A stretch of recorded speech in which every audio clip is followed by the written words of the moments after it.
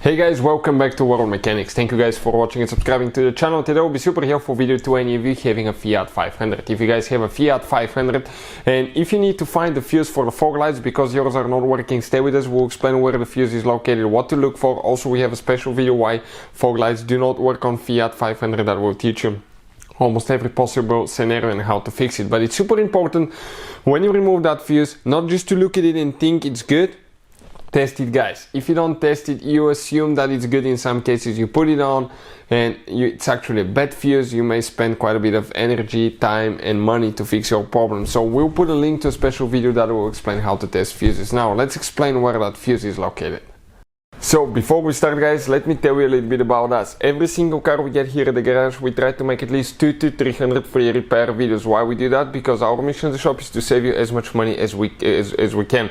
All we need in return, please subscribe to the channel, like the video, that way we can keep making these free videos. If you want to see any specific videos on Fiat 500, leave a comment below. That way we can get an idea, and if we have time, we'll try to make a video for your specific problem.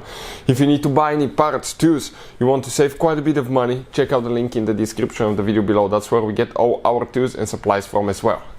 So what we need to do, we need to open the hood on that Fiat 500 right here. So all we have to do, go ahead, support it. We have a Abarth, but even if you have a non-Abarth version, the procedure will be about the same. So what do we have specifically here, guys? Next to the car battery right here, we have the fuse box, main fuse box. We have one more fuse box that's hidden inside the vehicle. We have a special video that explains where the fuse boxes are located on Fiat 500 if you want to check it out. It will be on the channel. You remove the bolt, you pull it out. Good news now, okay, that fuse box actually has the fuse numbers printed on the back side.